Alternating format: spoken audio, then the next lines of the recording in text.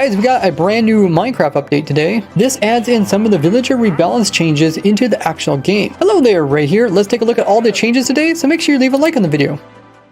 So as expected, we got some changes to where we can find certain types of sheep based off of warm and cold biomes. So when it comes to the brown sheep, you can find most of the brown sheep here in the different sandy types of biomes, with black sheep found here in the chillier biomes, and the white sheep being found in the green biomes, which are the more tempered ones. And the rest, the different colors of the sheep, can be found throughout the different biomes in the overworld. When before, the main sheep that you would find are the white ones, and then you could more rarely find gray ones as well as black ones.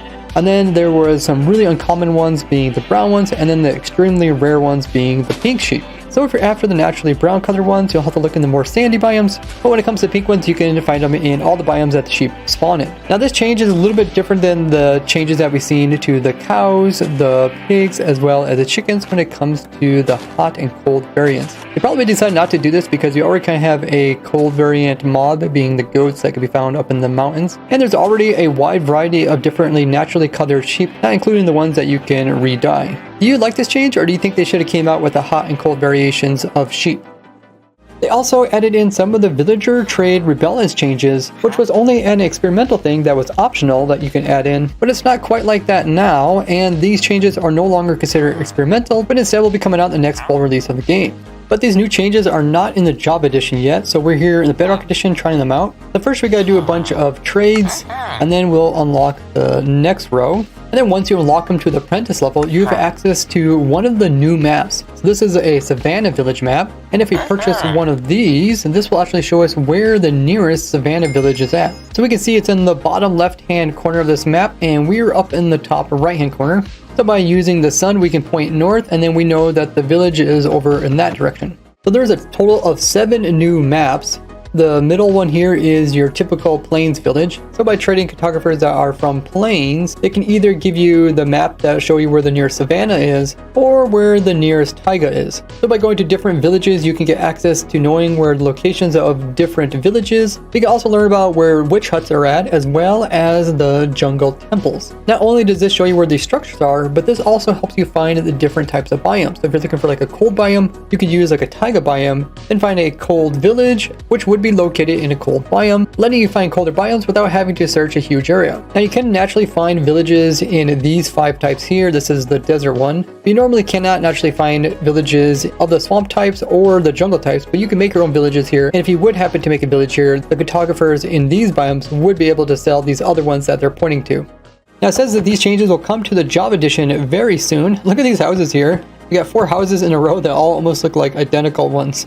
And the villager rebalancing changes also got applied to the wandering traders. Now they have a lot more things that they would sell. Otherwise there'd be like just like 6 items here. But now we actually have a scroll bar. They also sell stuff for a cheaper price. But part of the rebalance change is that you could sell stuff to the wandering trader. Things that they normally use, like milk buckets. This is what they drink when they switch from nighttime to daytime to remove their invisibility. And also we got water bottles that you can sell to them, as the wandering trader probably gets very thirsty on its travels. And they also added in so the wandering trader can sell the new blocks. So if you're playing like a skyblock world and you don't have access to some of the new vegetation, this is a way you can get it in your world. So what are all the new things that the wandering trader sells now? Well, here's a list of all the different things. You can see now they sell all the different types of wood types. You also can purchase the potion invisibility from them, and also iron pickaxes. But besides buying just water bottles and milk, they also buy water buckets, probably to water their llamas, as well as hay bales to feed them, and also fermented spider eyes, which I'm guessing they use maybe with the water balls in order to make invisibility potions, and some baked potatoes, probably food for the wandering trader, which is some really nice little lore. We also seen the decrease in prices and in several different items you can see here, as well as the number of quantity that they sell for that price, so you get more items for the same price. It did reduce the total number of trades you could do on some items. Overall, I'm really excited that they added more trades to the wandering trader, just because they're such a unique mob that you can kind of run into anywhere in your world, and they actually have some helpful stuff if you don't already have it in your area, or if you're playing like on a restricted world.